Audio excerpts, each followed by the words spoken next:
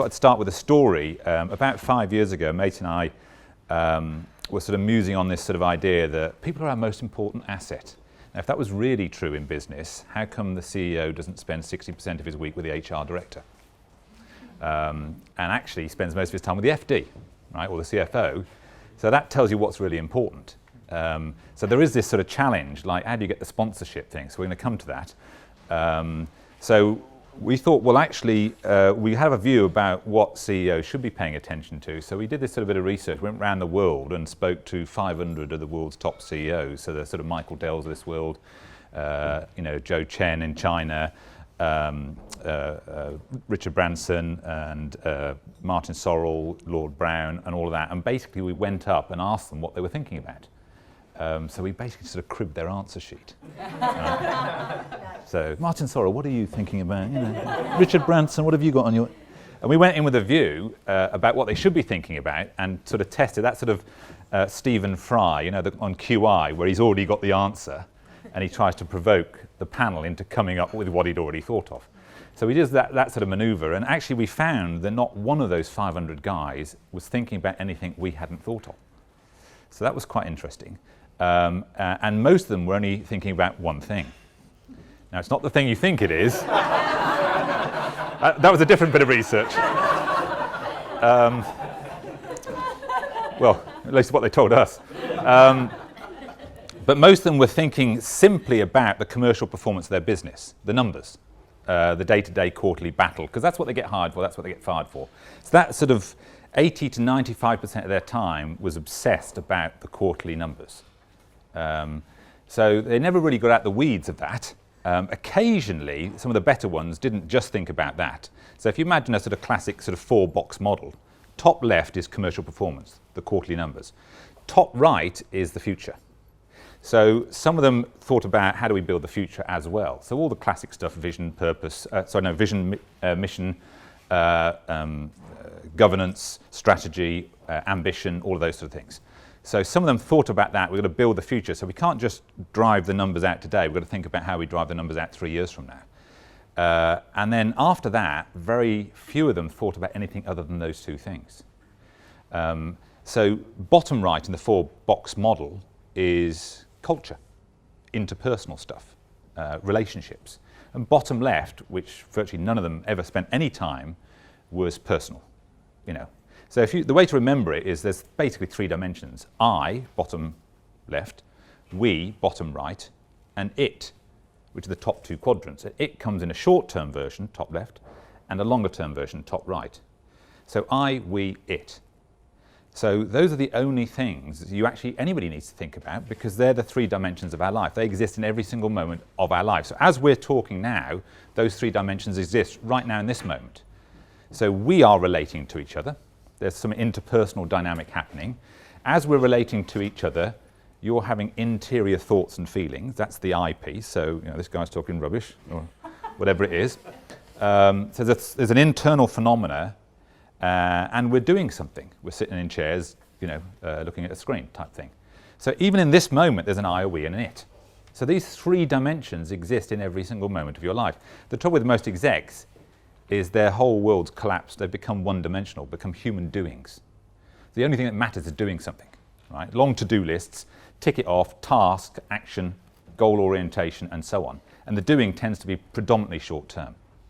So one of the reasons culture is difficult is a lot of them aren't actually paying attention. So if you imagine a visual where it's actually, you could put the 4 quadrants out in front of you on the floor, the 2 forward quadrants are it. What are we got to do? What do we do? Mainly sort of, I'm not even looking that way. I'm just looking that way. The short-term doing. So I'm kind of like wandering around with a patch on my eye, just looking at the commercial performance, right? The interpersonal, the culture, the we stuff is over the right shoulder. The personal is over the left shoulder. I'm not even looking at it. So that's one of the reasons it's difficult. I'm not even thinking about that most of the time. So you can come in and, oh yeah, culture, Peter Drucker's, culture eats strategy for breakfast and all of that. Sort of theoretically get, yeah, but I've got to do stuff, right? So we've collapsed into one dimension. A lot of business people have collapsed into one dimension, the world of doing. So it's quite a task to open people up to those, 3 dimensions of their life. And even when you start talking to them, like, do you think actually it matters, so you've got all these things to do. If you turn up really grumpy, how well are you going to do what you need to do? If you turn up sort of really excited and energized, you're going to do it differently, aren't you? Yeah. So even when you point this out to them, right, that sort of lasts about a nanosecond in their mind, and meanwhile back to the doing, right? So we've got to wrestle to open people up. We're multi-dimensional. I, we, it, 3 dimensions. And there's a 4th dimension, which is the sophistication we bring to any one of those 3. So I like to sort of use this metaphor. If you imagine the dimension of it, we've built the sort of Khalifa towers to task, goal, targets and stuff, right, in front of us. There's this huge kind of construction of strategy and whatever. And then over the left shoulder is a concrete car park, and over the right shoulder is a small pop-up tent. So there's just nothing, there's no altitude, there's no sophistication in these areas, or insufficient sophistication. It's all about the doing. There's an obsession about the doing, right? So that's the challenge. We've got to open them up to the other dimensions. So 4 quadrants. So culture really relates to everything. Culture is in that we space, and it relates to the doing, which is why you change culture. You can totally change the capability to deliver the strategy. But it also is built on the I stuff, because it's human beings that ultimately create the culture. The culture doesn't come out of machinery, right? It comes out of the people, right? So, but having a model, having a sort of 4-quadrant model helps you know where you are. So you can look at your own diary on a weekly basis and think, well, how much time do I spend on the sort of the performance of HR? All the stuff that I need to do to make HR work. What's the commercial performance of HR? Right? How much time do I spend in my diary looking at building a future HR? What HR is going to look like in this business 5 years from now? How much time do I spend where I just have a meeting purely about relationships and about culture within HR, within how much time do I actually spend on that? And how much time do I spend thinking about the way that I show up and the energy I bring? So if you only look at your own diary, you might discover, a bit of a shock horror, that you've got sucked into the same, day-to-day weeds as the rest of the business, right? So it's a challenge for you. So if you're going to try and open these leaders up to the fact that there's 3 dimensions and we've got to build the sophistication, the 4th dimension in each of those 3, right? That's quite a task. So just have a little think about that as you go away. There are 3 dimensions we have to pay attention to be brilliant leaders. And most leaders aren't leaders. Most leaders are managers of the commercial performance. They're not actually even leading. They're managers. So we found 80 to 95% of all those world-class CEOs, top left, and that was all. Right? So it's quite a challenge. And the other reason I think culture is quite a challenge is it's confusing. So we hear all the time about people being confused about the different phenomena within culture. And we've already seen on the sort of, was it 4 million hits or something on? 4 million. Yeah. It's confusing, right? 1.4, thank you. It's confusing, right? And so it's very difficult to move forward if you haven't got the concepts forensically differentiated in your mind. Oh, well, this is that and that is, like in medical terms, if you don't know your backside from your elbow, it's difficult to treat a patient, right? So in culture terms, if you can't tell the difference between a value and a belief, it's difficult to move forward, right? So I just want to show you, this is the most technical slide, you don't have to read this, just to give you a sense of values. If you walk the floor, you can get a feel for the values. It's sort of more of a feeling thing. So if you think the basic building blocks, thoughts and feelings inside of us, so values and beliefs are combinations, if you like, of thoughts and feelings. But the values bit is more of a feeling and the belief is more of a thought.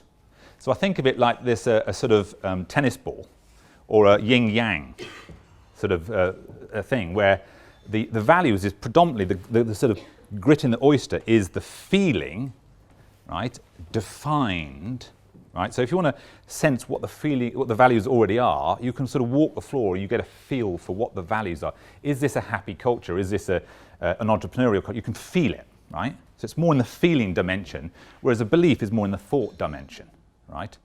And what makes a belief powerful or not is the amount of emotional charge. So values and beliefs are combos of thoughts and feelings. Does that make sense? It's like a tennis ball. So the reason culture is difficult is if you look at attitudes are collections of values and beliefs. So it's like a whole bunch of tennis balls together. And culture, as it manifests in all these different things, is kind of driven by a whole constellation of attitudes. So it gets more and more complicated. So culture is a pretty complicated thing, right? And part of the problem we're in is we use all these words interchangeably, you know, values and beliefs and culture, and then there are all these other things. There's other stuff like climate, you know, and that's how the culture is currently presenting. And then there's sort of character or personality, which is really the sort of dominant ones, the sort of red, yellow tennis balls, the dominant features. So if you use all these words, you know, some people I've heard even use the word behavior. Oh yeah, well, culture is sort of behavior, isn't it? No, it's not. It's behavior is behavior and culture is culture, right? Yeah, but that's sort of values, isn't it? No, you know. They are different phenomena, identity, reputation. So part of the struggle with culture is we're confused about all these things. So how can we move forward if we're confused about them, right?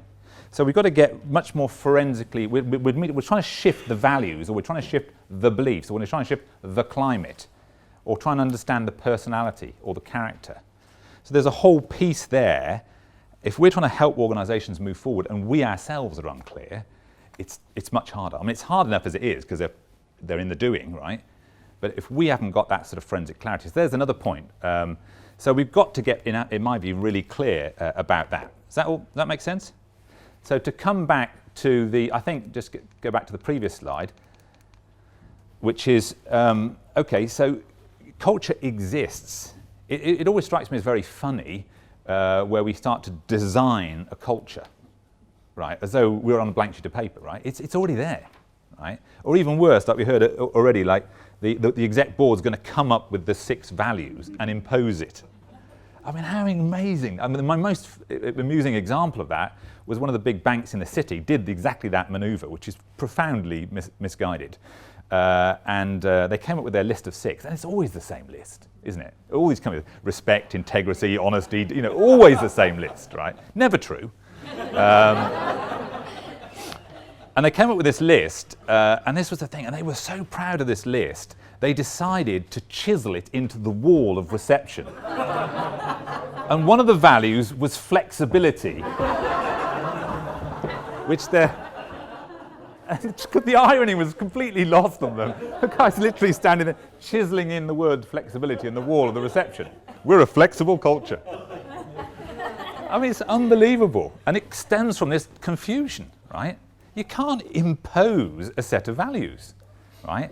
The values are already there, right? So ask, find out what already goes on, right, in the system. And the best way to find out, ask the most junior person, right? They'll tell you. You actually walk the floor, you can feel it usually. So what you usually see in this sort of list, this sort of poster of the usual suspects, is all aspirational, you know. And it's okay to have an aspiration, but it's not what's true. So most organizations haven't even got the maturity to admit where they really are. So if you're not admitting, and partly because they don't actually know. Well, if you don't know where you are, you're lost, right? And if you don't admit the truth to yourself, how can you possibly evolve, right? So our task, I think, is to really find out, well, where are we? You know, where is the culture? What currently exists in the system? Where are we right now? And where are we trying to get to? Right? Culture exists, so our job is to understand what level of sophistication the culture operates at and how do we guide it to the next level. So there's another point that comes out there in terms of understanding the culture, which is, people sort of describe the culture in a kind of flat land. It's all preference and there's 1,000 different versions of. But if you look at the academic research, that's not actually true. There are about 8 different cultures that come from different value systems. There are 8 different value systems in the world, and one evolves from another. It's an evolutionary model.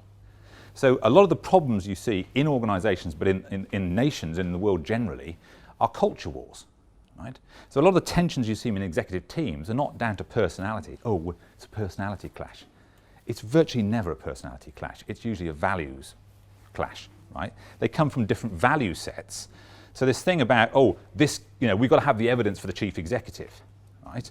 Well, evidence will work if they operated a value system that values evidence.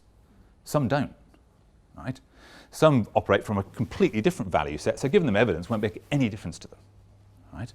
So I'll give you an example. I was working with the exec board of TNT, and they were trying to get a client off DHL. There was this huge, massive sort of IT security company in Australia, and they were trying to get that business. And they tried everything. They brought evidence of how much of this was cheaper, and they brought, you know, all sorts of commercial manoeuvres, buy one, get one free, free choose, all sorts of marketing manoeuvres and promotions to try and entice the client across.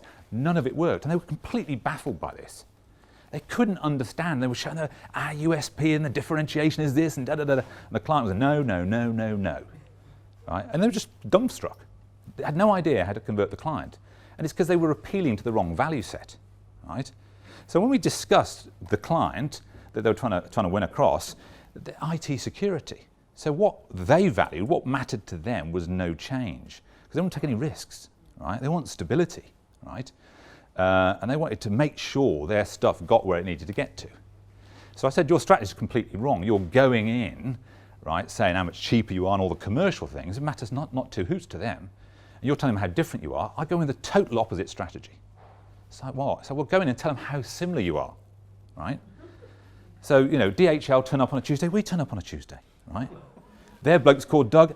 Our bloke's called Doug, right? We're virtually the same company. You could bet. They've got 2 vans, we got 2 vans. You go in there, says you can't tell the difference. We're even wearing the same coloured tee. We're orange, they're faded orange. They call it yellow. We're the same. You wouldn't even notice. You won't notice any difference switching to. Well, there is one difference. We can guarantee the delivery for these reasons, and they can't. Right? That's the only real difference between us. But other than that, you wouldn't even see a difference. Now that guarantee was the security appeal.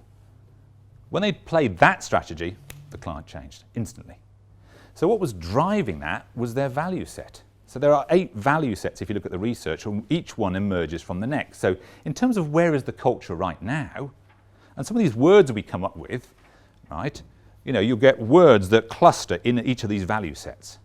Right, so some words resonate more with one value set and not another. So part of the getting the resistors, you know, how do you get the resistors on board? So I've got 2 things, which is if you don't understand which value set they're coming from, you'll probably fail, right? So you have to language it in the value set of the recipient, not your value set. So TNT, in their value, will language it in commercial, pragmatic, straight talking. Well, that was their value set, but it wasn't the client or the customer's value set. How do you figure out what value set they're focusing on?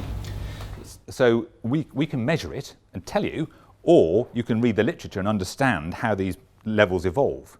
So either, you know, you get into the best model. So there's basically sort of 3 academic researchers, Hofstede, who you may have heard of, Schwartz, and Claire Graves. Right? So Graves is probably, in our view, the best of them because his model is more evolutionary. Some of these other people have like a flat model, you know, where everything is equal.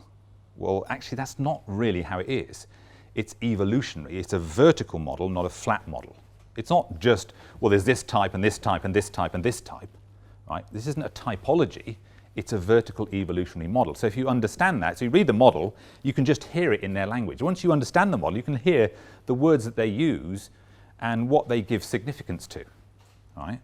Or you can actually measure it. So we do a lot of work, we just measure it and say, well, here's where you are, right? And what's important is you're operating at this level and here's the next level.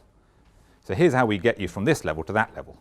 But talking to the audience, you've got to appeal to, you know, if the audience is a monoculture, you've got to speak in the language of the audience, not in your language, right? If it's sort of lots of different types of value sets in the room, you've got to say something to every single value set in order to get the message to land, right? So, so that's one thing, is actually in working with the non-believers and taking them on a journey. Look, here's where the culture really is right now, and here's what we're trying to get it to. Right? So one bit is understand the value systems that people are operating from. The other bit I wanted to just share with you was this thing about perspective taking. Right? So yeah. You use the phrase value set, yeah. And I'm confused as to whether you're equating a value set with the word culture. And I know you're very clear that we need to be clear about the differences. Yeah. So is a value set a culture? No. In your no. Remember, good question, right? So if you think the values, right, which is this bit here, is part of every single attitude, and it's the constellation, right? So there'll be a set of values that tend to cluster. So purples will tend to cluster, right? So there'll be a set of values. So for example, what people value might be money, the profit thing, right? Now some companies, charities less so perhaps, but some companies, it's all about the money. So go to private equity houses, nothing else really matters, right? What's the can we return the money to our own pockets and to the shareholders' pockets? That's all that counts. Nothing else has much value, right? So there's lots of ways that shows up, right? Which then significantly influences the entire culture. So imagine red is the values that hinge around money and materialism. Every kind of half that tennis ball is red, right? So it's not just the money. I mean, there are beliefs that exist in that system and there are attitudes and so on. But there's this huge constellation around one phenomena, materialism. Does that make sense? So it's not the same thing, it's sort of complex. So if you're trying to shift people, you've got to appeal to the value set. Now, if you don't understand about value sets, you're sort of stumbling around in the dark, hoping you're going to say stuff that really works.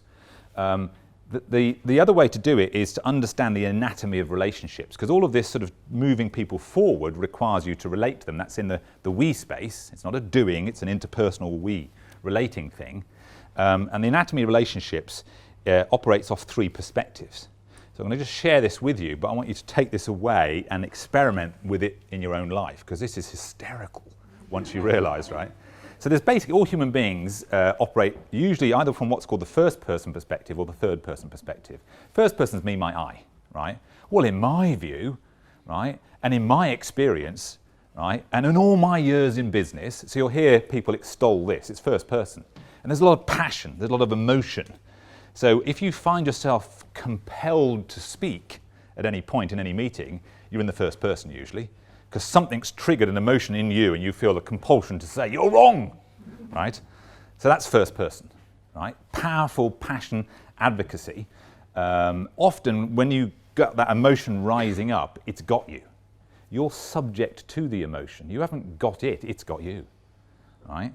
So it's subjective, right? You're subject to it. So you'll see people in meetings go, oh, wow, doing all of that, the passionate advocacy. Now, if you haven't seen people in that space, or you don't recognise it yourself, then you're probably in the third person, which is the rational observer, the objectivity. So the helicopter above, well, if we look at the evidence, right, and the data suggests, if we look at the numbers, so the helicopter above, so people take first or third. Right? But the magic of relationship really exists in second, right? So go into any bar and you will see people literally transmitting, broadcasting at each other from the first person perspective, right? So this is when it gets funny.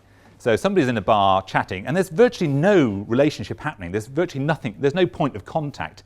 Maybe just one word jumps the gap between these two people, right? So you'll see these people sort of having a chat. Oh, what did you do at the weekend? Oh, no, took my dog for the walk. You've got a dog? I've got a dog. Let me tell you about my dog. And then they tell you the same story you just told them. Have you ever said that? It's like, that's the story I told you just now. And it's hysterical. When you're watching this, there's just literally one word. Oh, yeah, I took my dog for a walk down the canal. We've got a canal near us. And then they start on their canal. Right, they're both in the first person. So what happens when you get into conflict, right? Somebody's trying to impose their first person view on somebody else, right? So the chief executive is absolutely convinced they're right, right? And their whole goal is to win the argument and impose their view. Because if I can impose my view, it's easy, everybody follows me, and it's simple, right? But human beings don't like to be imposed on, right? So they're looking for ways to fight that battle. So you'll see first-person broadcasts or third-person arguments. I'll see your bit of evidence and I'll trump it with this bit of evidence. So that goes on as well, first and third-person battles. And in the first and third person, we're trying to win, right? So it's really a win-lose mentality. I'm trying to beat your argument with my argument. But where relationship really, the magic of relationship exists in the second-person perspective. So I'll give you a classic example. Imagine a guy comes home from work, like really kind of pissed off about something, right? Yeah, there we go. Jim, little clue there, Jim. Something's happened, right? So I spoke to your wife last night. Something's happened, right? And you wouldn't believe what's happened today. First person, right? And so the partner says, well, just resign then. That's helpful, isn't it? Yeah, but you don't understand. And she's thinking, well, you don't understand, because actually we had this conversation last week. So they're both, you recognise this? So there's this impasse, right? You start to think, oh my God, I've married an idiot. Right? Recognise it? I've married an idiot. Because they're not listening to me. And they both think that about the other person. This marriage is on the rocks. Now, none of that is true. We're just stuck, right? And the irony of that is, because we don't understand the anatomy of relationship, we actually both want the same thing, right? So the person that's upset wants the other person to share their upset. The person with the answer wants the other person to share their answer. So they actually both want something shared. That's second person. Second person perspective taking is the common ground, is the shared perspective. But we can't see that. So we just stay stuck in our hurt or stuck with our answer. And we try to impose it, right? And get them to where we are. And that's why relationships stall. I mean, literally, you'll see it goes round and round in a circle for hours and hours. Right, if you watch this in a meeting, again, this is hysterical. Once you realise this is happening, it's what I call a popcorn meeting, right? So somebody fires off a first-person perspective. The rest of the room ignore that one, right? And somebody fires off a completely unrelated perspective. The rest of the room ignores that, and a third pop, pop, pop, pop, pop, pop, pop, pop, pop. You've seen that, right? It's popcorn, isn't it? You think, no, we're not getting anywhere. We're going around in circles. We're just wasting time and money, right? Nobody takes second. Second looks like somebody going, well, hang on a minute. So if I get what Jim's saying and what Porter's saying and what Katie said, well, what seems to be emerging is that's second. That's trying to create the common ground, right? From a platform from which we can build forward. That is incredibly rare. Right? So the best facilitators do that. You have to empty yourself. You can't come with a view. You empty yourself and just facilitate what's in the room. So as soon as you think, well, even as you'll see this with facilitators suddenly get triggered. They go into the first person, you're wrong about that, and then they come in and, well, actually, no, you're meant to have a view. You're meant to be facilitating other people, right? And so it gets in a bit of a mess. So taking people forward in a cultural transformation, if you can understand the anatomy of these dynamics, that there is a first person, a second person, and a third person perspective. And the reason it's difficult getting into second person perspective taking, right, is you have to set aside first and third to get into second. Now, if you're in first with a powerful belief about this, that, or the other, I can't set that aside because it feels like you're setting aside yourself, right? It feels like you're sort of denying yourself, right? And there's a loss of authenticity or something. Well, no, we're not saying you deny what your beliefs are and what you really feel. We're just saying, look, park that for a moment, right? Just stop being completely overwhelmed by your brilliant belief about the world. Just park it for a second and see if you can find what's common. And that's difficult for people to do because they feel like they're giving themselves up. And of course, people in third-person perspective feel like they're giving up the truth, right? And the evidence, the facts and reality. Well, I can't give that up. You're asking me to ignore reality? So I can't get into second either. So do you see how people get stuck? Can't give up myself, can't give up reality, so I just stay stuck in third or first. And we never find the magic of second. Now, the best leaders and the best HR people can move effortlessly in and out of first. You can go with, none of these are good or bad, right? It's just understanding. So I can enter into first, give some passionate advocacy, but not be attached to that view. It's just a view after all, right? Then I can step out of first and go, what's going on here? Right? I can take an observer, then I can step into the observer and make some commentary about what's happening. That's third, right?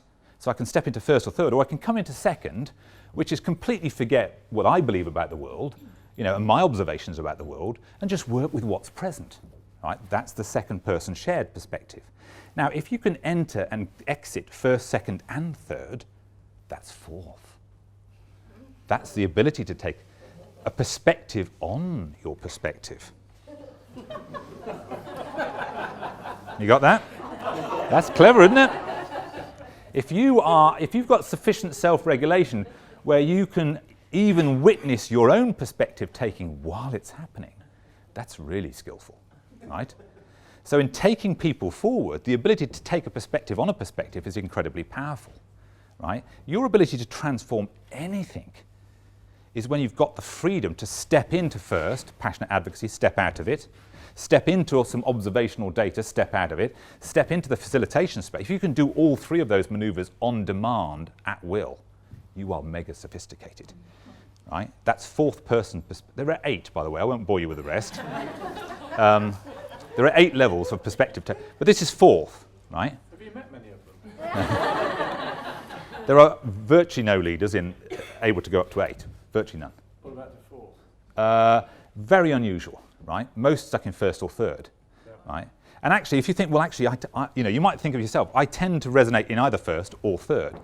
Now, most people who can do 1st and 3rd actually switch between. So you'll find that people, when the evidence isn't working, when they've presented the data and people aren't buying it, they get annoyed. That's 1st, right? So they switch from the evidence maneuver to the passion maneuver or the bullying thing, right? Or you might have the person bullying and the bullying or the passion isn't working and people aren't buying it. They drop 1st and they look for some evidence to prove that you're wrong. So that's going from 1st to 3rd. So most people play 1st and 3rd, right? They have a orientation, tend to either stay 1st and then occasionally do 3rd, or either stay 3rd and occasionally do 1st. But most people can do 1st and 3rd. Very few people can do 2nd. But the ability to do 1st, 2nd and 3rd in and out, 4th, massively powerful.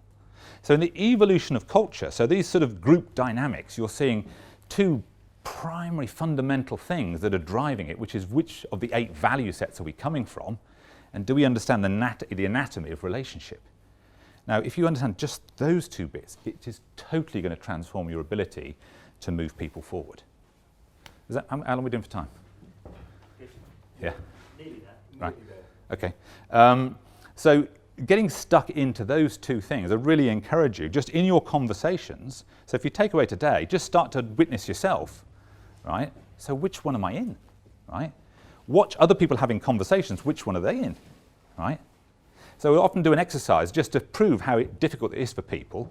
So this is a really fun exercise you can do, is get 2 execs and say, okay, I want you to take the cost perspective, right? It's all about cost. We've got to keep the money down. And you're going to take, the customer perspective, and we want value and quality and, all that, right? Now have a debate. You try and convince her she's wrong, or you try and convince him he's wrong, right? Set them off.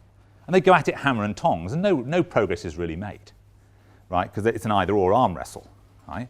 And then if you put somebody to observe and then somebody to facilitate, right? Now the facilitator watches you acting like, very difficult, trying to reconcile. So usually the person you put in the second person to try and facilitate goes into 3rd. Guys, you're just talking at each other. So they make an observation, right, from 3rd person. And the guy who's in 3rd person, the person is making notes, and they're just talking at each other. Well, hang on, they've suddenly stole my ground. I was the observer. So then that pisses them off, right? And they flip into 1st. No, hang on, no, I'm doing that bit. So the person in 3rd flips into 1st. So you've got the 2 protagonists get stuck in 1st, the facilitator flips out into the 3rd, and the person in the observer flips into 1st. Not one of the 4 people takes 2nd. Does that make sense? So just watch it happen. It's unbelievably funny once you realise it's happening. It's like suddenly seeing the dynamics of human relationships happen live. And also do the experiment yourself. So try and move forward from where people are at. And the best way to do this is what you're doing is you're hunting for what we can agree on. Now sometimes it's a detail, sometimes it's a big picture. So you go up and down the scale of things to try and find, well, what is it we're agreed on? So if you're facilitating a conversation in the NHS, for example, you might say, well, look, we're arguing about this, that, and the other, but can we at least all agree that the NHS should still be free at the point of delivery? That's like the higher purpose of the NHS. Well, yeah, we're all agreed on that. Right. Great, we've banked it. We've banked some common ground. Right, and then what you do is you go down and down into the detail until you discover, it's like a zip, right? You're looking for where, at the higher purpose we're connected, then we're going down into the detail to find out where it's unraveled. right? So, or you can come from the bottom and work up. So if you remember relationships, so if you look at the scale of things, relationships, again, if you think about your own relationships, at the most basic level, physical, sometimes we had bad relationships in our life, it worked fantastically. The sex was great. There was a real physical connection. But emotionally, you know, we don't know, they were labile and we weren't, or we were labile and they weren't, or there was emotional disconnection, right? So there was a physical connection, but it unravels at the next level up. Or maybe there's good physical connection. Emotionally, we're very compatible, but intellectually, you know, I'm way smarter than that person. So trouble with smart women, finding a date on a Saturday night is difficult, no. But, you know, so we've got the physical bit, we've got the emotional bit, but the intellectual bit. Or you might find actually the intellectual, so Jeffrey Archer, the intellectual connection's strong, but it's unraveled at the physical, right? So all relationships, you know, there's sort of levels of hierarchical sophistication, right? So we might be connected emotionally and physically, but intellectually misconnected or disconnected. But you've got to find the common ground. So if we connected intellectually, find out whether is it unconnected or is it unraveled lower down or higher up. So that's in working with this sort of dynamic is you've got to find the common ground and keep calling it out. The tendency when you're working with groups is even when they've agreed something or aligned on something, they're so action orientated. Oh yeah, it's another thing, and another thing, and another thing. They're on to something else, right? Whoa, no, stop. Guys, I think we've just agreed something. So can we all write this down because we've agreed it, right? And people are, oh yeah, on to the next thing. It's so important because that's the foundation stones from which you're going to build forward. What are we agreed on? What are we aligned on, right? So start there. So that's perspective taking. Now, if you know and understand how values empower culture, and there's evolution in those values, and you understand what the levels are and how to move from one level to the next, and you understand the anatomy of relationships, as two assets in your sort of armory, you know, you could probably transform an awful lot of stuff just with those two assets. So that's probably enough. How am I doing for time? Fantastic.